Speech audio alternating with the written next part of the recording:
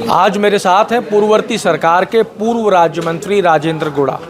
ये वही राजेंद्र गुड़ा हैं जिन्होंने अपनी ही सरकार की लाल डायरी उजागर करके पूरे राजस्थान की राजनीति को लाल कर दिया था। गुड़ा साहब, आज आपने पूर्व मुख्यमंत्री अशोक गहलोत के ऊपर बड़े ही गंभीर और संगीन आरोप लगाए। देखिए, मैं आपको बताना चाह रहा हूं कि अशोक जी गहलोत मुख्यमंत्री थे, पूरा पावर सेंट्रलाइज था और अशोक जी गहलोत की इच्छा के बिना पत्ता भी नहीं हिलता था। यदि एक कांस्टेबल का ट्रांसफर भी किसी अधिकारी डायरेक्ट नहीं कर सकता था, न कोई मंत्री कर सकता था, इसके लिए भी गहलोत साहब के पास जाना पड़ता था। पूरा पावर सेंट्रलाइज था, हर फाइल मुख्यमंत्री जी होके निकलती थी।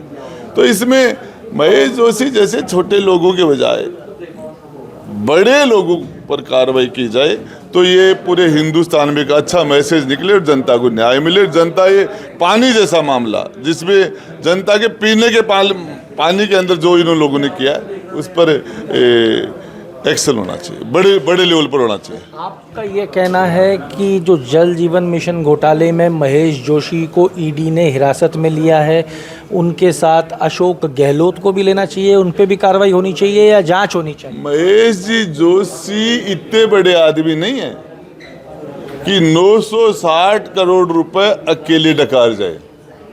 छोटे आदमी है, छोटा प्यादा है। कोई खुरचन उड़चन की बात हुई होगी तो मैं बताऊं अलग है, लेकिन मैं बताना तो मड़ाई तो गहलोत जी के पास ही जाती थी। ऊपर की मड़ाई तो मुख्यमंत्री के बिना सारी फाइल वहीं जाती थी। 5-10 लाख रुपए का मामला भी सीएम साहब के बिना नहीं। आप सरकार के हिस्से रहे हो, आप मानते हो क्या 1000 करोड़ रुपए का घोटाला हुआ है? क्योंकि अभी जांच चल रही है। इससे ज्यादा का, इससे ज्यादा का बहुत बड़ा बजट। कितना हुआ हो? बहुत बड़ा बजट। मैं आपको बताना चाह रहा हूँ, एग्जैक्ट फिगर आपको मैं दे दूंगा इसमें, लेकिन मैं आपको एक बात बताना चाह रहा हूँ कि इसमें इतना पैसा था। पर महेश जोशी तो अंत तक ये कहते रहे पैसा लैप्स हो गया। देखिए, पैसा लैप्स हो गया या नहीं हो गया, ये तो आपके ये तो ऑन द रिकॉर्ड बात है। लेकिन मैं आपको बताना चाह रहा हूँ, जल जीवन मिशन का जो काम हुआ, चाहे टंकी बनी, चाहे बोरिंग हुई, सब घटिया की सबका काम था। वो पाइप थे, जिस लेवल के पाइप होने चाहिए थे, जिस लेवल का काम था, सारा घटिया। किसी ने ठेकेदारों को चेक ही नहीं किया। ठेकेदारों ने अपनी मनमानी से काम किया, क्योंकि उन्होंने ऊपर तक मामला सेट कर लिया था। जिस लेवल पर उनको पेमेंट हो रहा था, 24 घंटे पेमेंट हो रहा था। 24 घंटे में जीरो से लेके ए से लेके जेड तक फाइल सारे बड़े कर 24 घंटे में पार कर रही थी। आज फाइल चल रही है, और वो फाइल आपके डिपार्टमेंट से निकल के और चीफ मिनिस्टर तक कितने बड़े कर, उनको एक दिन में 24 घंटे में पार कर जाती थी। तो मतलब आपका कहना है कि पैसा चल रहा था, इसलिए तेजी से चल रही थी। 100% ऊपर तक पैसा चल ही रहा था। तो जो फाइल तेजी से नहीं चल रही, उसके पीछे पैसा नहीं है? हाँ, उसमें वो पैसे लेने के इंतजार में अटक जाती है कि कब आएगा देने। हाँ, इस चक्कर में अटक जाती है। तो ये आपका 20 साल का अनुभव बोल रहा है विधायकी का। हाँ, अनुभव बोल रहा है। पर अशोक गहलोत ने महेश जोशी की गिरफ्तारी के बाद कहा ये राजनीतिक प्रतिशोध की गिरफ्तारी है। इसके अलावा क्या बोलते हैं? ये कहते थे कि पैसा मेरे पास भी आया है और यहाँ थोड़ा कम गया है। ये कहते क्या कहते, क्या बोलते? आप सिर्फ आरोप लगा रहे हो या आपके पास प्रमाण? देखिए, आपको बताओ, इससे बड़ा प्रमाण क्या होगा? एक फाइल अरबों रुपए का बिल एक ही दिन में पास हो जाए। जो काम ठेकेदारों की जुतियां घस जाए 6-6 महीने तक, जो बिल पास नहीं हो सकते, वो सारा एक दिन में बिल हो जाए। क्या बात करते? चीफ सेक्रेटरी का बिल भी, चीफ सेक्रेटरी के साइन भी हो रहे हैं, और डिपार्टमेंट के प्रिंसिपल सेक्रेटरी के फाइनेंस सेक्रेटरी सारे, और मुख्यमंत्री के सारे एक ही दिन हो रहे हैं। क्या एक ही दिन हो रहे हैं? तो अगर प्रदेश में कोई फाइल तेजी से चलेगी तो क्या रिश्वत की वजह से? ये स्पीड ये नहीं हो सकती। ये ऐसा है ना, ये तो बुलेट ट्रेन से भी है ना, बुलेट ट्रेन से भी ज्यादा स्पीड से चल रही थी। क्या स्पीड थी? ऐसी स्पीड हिंदुस्तान में तो मैंने नहीं देखी। तो आप ये सबूत देते क्यों नहीं? देखिए, जब जो आप ईडी के लोग हमसे टच करेंगे तो बताएंगे उनको। चुनाव के अंदर आप छाए रहे, हर मंच से आपकी बात हुई, हर मंच से लाल डायरी की बात हुई, फिर आज आपसे सबूत मांगने क्यों नहीं आ रहे? देखिए, मैं आपको बताना चाह रहा हूं कि मैंने पहले भी बातें दी है और इसीलिए मैं आया हूं आज। आप लोगों को कष्ट मैंने इसीलिए दिया है कि इस मामले के अंदर छोटी मछलियों को पकड़ने के बजाय बड़े मगरमच्छ पर हाथ डालो। तो बड़े मगरमच्छ पे आपने आरोप तो लगा दिया, पर आज आपने हमको कुछ दस्तावेज मुहैया नहीं कराए। देखिए, आपको दस्तावेज जो है वो जो इसके अंदर इन्वेस्टिगेशन ईडी कर रही है, ईडी, और ये मामला कार्रवाई भी करेगी तो ईडी करेगी। और मैं आपके माध्यम से मैंने उनको संदेश दे दिया है कि इसके अंदर 100%, 99 नहीं 100% कोई भी काम। आप मुझे बताइए, प्रमोद जैन भैया के लिए भरत सिंह ने 5 साल में क्या क्या नहीं किया, कितनी बार मुख्यमंत्री जी से, कितनी बार विधानसभा के अंदर वो विरोध करके, इतना सीनियर मोस्ट जो हमारे कैबिनेट मंत्री रहे हुए आदमी, इतना पुराना ईमानदार आदमी जिसकी ईमानदारी पर कोई दुनिया में शक नहीं कर सकता, वो आदमी 2-2 साल तक विधानसभा में नहीं आए इस वजह से। और फिर आए तो मुख्यमंत्री की जूतियां घस गई उनकी और पूरा गांव खा गया। उन्होंने लिख रखा था भाया रे भाया, खूब खाया, एक तो पूरा गांव ही खा गया। क्या बात करते हो? और क्यों रोका उसको? आज क्या हो रहा है? तो क्या प्रमोद जैन भाई अकेला खा गया? तो कौन खा गया साहब? मुख्यमंत्री जी उसमें शामिल नहीं है, तो उसको क्यों नहीं रोका? भरत सिंह जी से जाके आप पूछे, फोन करके बात कीजिए, भरत सिंह जी से पूछिए आप, और वो बताएंगे इस मामले में क्या हुआ था। क्यों मुख्यमंत्री जी 12 से कोटा बाई रोड आ रहे थे, अंधेरा हो गया था, हेलीकॉप्टर नहीं उठ पाया, और वो पहले से बाई रोड आने का प्रोग्राम था, भरत सिंह जी रोड पर आके बैठ गए, और क्यों उन्होंने फिर कोटा का कार्यक्रम निरस्त करके और फिर रात को 12 में रुक गए, फिर कोटा गए नहीं, हेलीकॉप्टर लेके सीधे जयपुर उठ गए? क्यों? ईमानदारी का सामना करने की हिम्मत नहीं थी। पूछे भरत सिंह जी से। अब एक चीज़ बताओ, आप मुख्यमंत्री, पूर्व मुख्यमंत्री अशोक गहलोत को राजनीति का जादूगर कहते थे, लेकिन लोकेश शर्मा ने भी पूर्व मुख्यमंत्री अशोक गहलोत पर गंभीर आरोप लगाए। आप भी किसी जमाने में अशोक गहलोत के नज़दीकी हुआ करते थे। आपने ही कहा था कि अशोक गहलोत ने आपको लाल डायरी लाने तक भेजा था। देखिए, मैं आपको बताना चाह रहा हूँ, जादूगरी तो ये है गहलोत साहब की कि 3 बार मुख्यमंत्री बने और 3 बार दिल्ली की मेहरबानी से मुख्यमंत्री बने, सरकार रिपीट नहीं कर पाए और सोनिया गांधी की पीठ में छुरा घोंपा। कैसे? अरे, खड़गे और अजय माकन जैसे पर्यवेक्षक आयोग को बैरिक लुटा दिया, क्या मुंह पर तमाचा नहीं था? और क्या इतने बड़े जादूगर थे तो 4-4 लाख से उनका बेटा क्यों आ रहा है? आज तक पार्लियामेंट में क्यों नहीं पहुंचा पाए? जादूगरी से पहुंचा देते पार्लियामेंट में वैभव गहलोत को। कहाँ चली गई जादूगरी? काहे की जादूगरी है? राजेंद्र गुढ़ा ने विधानसभा का चुनाव अपनी कॉन्स्टिट्यूंसी को छोड़ के लड़ा है, सरकार के सामने लड़ा है, पार्टी के सामने लड़ा है, और जो मेरे वोट है वो देख लेना। अशोक गहलोत सरदारपुर और कांग्रेस को छोड़ के बाहर निकल के दे, जादूगरी पर सामने आ जाए। काहे की जादूगरी है? 156 के 56 कर दिए, 100 के 21 कर दिए, 3 बार बैठाया था मुख्यमंत्री, रिपीट कर ही नहीं पाए। इन्होंने तो कांग्रेस की रॉयल्टी खाई है।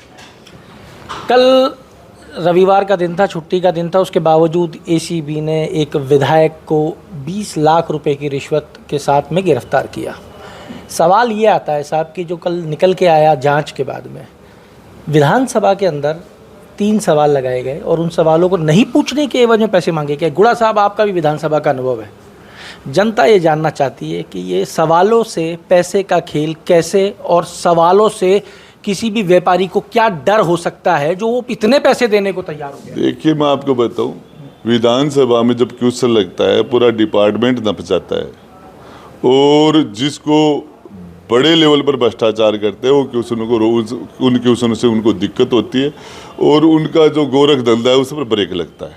नंबर 1, ये विधायक साहब जो थे, ये नए आदमी थे, इनको पैसे लेने का अनुभव नहीं था। आप बड़ा बयान दे रहे हो कि पैसे लेने का अनुभव नहीं था। कैसे लेने चाहिए थे? अरे, तो वो पुराने वाले ले रहे हैं, वैसे लेने चाहिए थे इनको। कैसे? अभी आपको बताऊं, जो आप जाके मेरे चैनल, इस चैनल के माध्यम से लोग देख रहे होंगे आपके, ये या विधि बताने जा रहे हो पैसा लेने मैं की? बता रहा हूँ, मैं बताऊँ आपको कि ये MLA कोटे का कमीशन लेते हैं विधायक। MLA कोटा वो जो 25 करोड़ मिलता है 5 साल के लिए। हाँ, उसमें कमीशन लेता है सरपंच से। आप जाके सरपंचों से पूछिए कौन कौन से क्षेत्र के अंदर कौन कौन सा विधायक इनसे पैसा लेता है। मेरे क्षेत्र में भी जाके पूछे कि मैंने उनसे कमीशन लिया क्या। आपने लिया क्या? मेरे पूछे लोगों से जाके। आपसे पूछ रहा हूँ। मगर वहां जाके लोगों पूछे। विधायक कमीशन लेता है सरपंच से, कितना % कमीशन ले लेता होगा? अब वो वहां पूछे, सरपंच बेचारे दे रहे हैं उनसे, अंदाजा आप बता दीजिए। अब वो तो अलग अलग उनके रेट हो गया, आप जाके पूछिए। इसके रेट कार्ड है? बिल्कुल, आपको बता रहा हूँ, उसके लिए पर्सन पूछने के भी तो रेट कार्ड है। ये बेचारा भोला आदमी फंस गया। प्रश्न वाला मामला जो है वो पहली बार हुआ है या ये हो चुका है? ये चल रहा है, पहले से चल रहा है। पहले से चल रहा है। ये पकड़ा गया, बाकी नहीं पकड़ा। बाकी पकड़ा गया इसलिए चोर है, बाकी इसके अंदर मामला ज्यादा गहरा है। 20 यदि सही ऑपरेशन हो जाए, सही कार्रवाई हो जाए, तो कम से कम 25-50 जगह उपचुनाव हो जाए। कौन सी तरफ वाले? इसके अंदर सारे हो जाए, दोनों तरफ के हो जाए। दोनों हो जाए। एक हनुमान बेनीवाल सड़क पे बैठे हुए हैं पिछले 10 दिन से, ऐसा ही भर्ती लीक देखिए, मैं रद्द करने की मांग आपको बताना चाह रहा हूँ कि पहले भी, पिछली बार भी जो RPSC के अंदर पर्चे आउट हो रहे थे और नौजवानों के साथ जो कुठाराघात हो रहा था, और इस राजस्थान के नौजवान ने कांग्रेस की सरकार को सल्टाया। जिस तरीके से RPSC की और मांग भी की थी हम लोगों ने कि RPSC का पुनर्गठन होना चाहिए इसमें, और आज मुन्ना भाई जैसे बहुत से लोग ऐसे हैं जो नौकरी कर करके फर्जी तरीके से भर्ती हो गए, नकल करा के पेपर लेके, और रिटायरमेंट हो गए। लंबे टाइम से चल रहा है मामला, जो किरोड़ी लाल जी ने उठाया, हनुमान जी ने उठाया, ये मामला बड़े लंबे टाइम से चल रहा है, लंबे टाइम से चल रहा है। अब मैं आपको बताना चाह रहा हूँ, लेकिन इसमें सारे के सारे लोग फर्जी तरीके से नहीं आते, कुछ लोग अपनी योग्यता से भी आते, सारे लोग।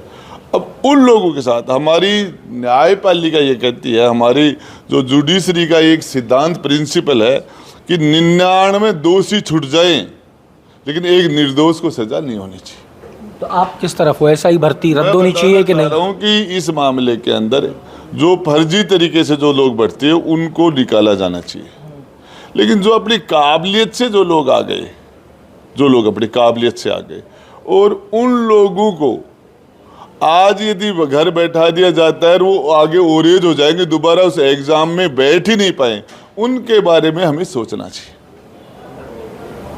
मंत्री के विश्नोई का भी नाम ले रहे हैं हनुमान बेनीवाल निरंतर। वो उनका मामला है, हनुमान बेनीवाल जी से पूछो, के विश्नोई जी से पूछो। इस मामले में मैं ये बताना चाह रहा हूँ कि हम इस मामले के अंदर किसी भी तरीके से आपको पता है राहुल गांधी ने कैबिनेट का पर्चा फाड़ा, फैसला फाड़ दिया, और राहुल गांधी की सदस्यता उसी मामले में चली गई।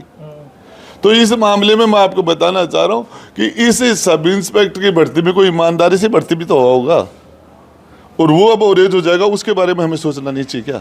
बिल्कुल सोचना चाहिए, उसका विचार भी करना चाहिए। लेकिन उन युवाओं का भी सोचना चाहिए जिनका भी भविष्य भी लटका, जिनका भविष्य लटका हो, उनके बारे में भी सोचना चाहिए। दोनों ये सरकारों का काम है। आप लोगों ने युवाओं का काफ़ी साथ दिया है। एक युवा से मेरी बात हुई थी, उसने कहा कि अगर हम परीक्षा देते हैं और परीक्षा में कुछ ऊपर नीचे हो जाए तो हमारे पास 2 ही रास्ते हैं, या तो हम आत्महत्या करें या अपराध की राह पे चले जाए। आप जैसे राजनेताओं, देखिए मैं आपको बताना चाह रहा हूँ, आप जाके रिकॉर्ड उठा के देखना, जानकारी करना, पिछले 10 साल से 10-15 साल के अंदर नौजवानों का आत्महत्या करने का जो मामला है, आत्महत्या करने का, वो भयंकर बढ़ गया।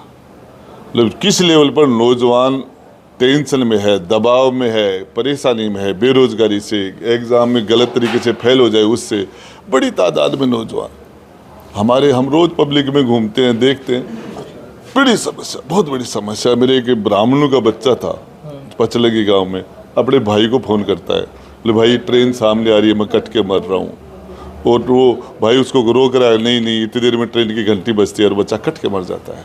क्या कारण? रिगनेस का, ये बेरोजगारी, ये समस्या हम देख रहे हैं। ये देखिए, तो इसमें जिन लोगों के साथ कुठाराघात हुआ उनको न्याय मिलना चाहिए, लेकिन इसमें हमें इतना सारे मिले कैसे? तो गुड़ा साहब, न्याय मिले कैसे आप बताओ? आप खुद छात्र राजनीति से आए हो। देखिए, इस मामले के अंदर क्या है? हल निकाला। आरपीएससी को यूपीएससी की तरह से ठीक करो। यूपीएससी का जिस तरीके से ढांचा चेंज हुआ वैसे आरपीएससी को ठीक करो। तो जो नई सरकार ने कैलेंडर अनाउंस किया है, इससे कुछ फायदा मिलेगा? देखो मैं आपको बताना चाह रहा हूँ, ये सारे के सारे आपको बताऊं, सारे की सारी लिस्ट इंटरव्यू की अशोक जी के यहाँ से निकलती थी। किनके यहाँ से? अशोक सीएम के यहाँ से निकलती थी, इंटरव्यू की लिस्ट जाती थी, वही सिलेक्शन हो जाते थे, बाकी रह जाते थे, आम ही था वो। आज कुछ डरा बदला है? संजय सोत्री जो मुख्यमंत्री के ऑफिस में बैठता था, संजय सोत्री नहीं बैठता था, फिर उसी को आरपीएससी का चेयरमैन बना दिया था, और फिर वहां से जो भी आता था वही ओके हो जाता था। नहीं पता नहीं आपका। तो साहब ये आप सुन रहे थे पूर्व राज्य मंत्री राजेंद्र गुड़ा को, जिन्होंने कह दिया कि बड़े मगरमच्छ अभी बाकी हैं और बड़े मगरमच्छों के ऊपर जो है कार्रवाई करनी चाहिए, लेकिन अगर ईडी मुझसे सबूत मांगेगी तो मैं सबूत दूंगा, सबूत पहुंचाऊंगा। साथ में राजेंद्र गुड़ा ने यह भी बता दिया कि जो विधायक पकड़ा गया है रिश्वत कांड में वो नया नहीं है, अगर ढंग से जांच हो गई तो 50 से ज़्यादा विधायक इसके घेरे में आ सकते हैं। सवालों का खेल पहले से चलता आ रहा है। अगर आप ये वीडियो YouTube पर देख रहे हैं तो हमारे चैनल को सब्सक्राइब करें और बेल आइकन को दबाना ना भूलें। अगर आप Facebook पर ये वीडियो देख रहे हैं तो हमारे पेज को लाइक करें।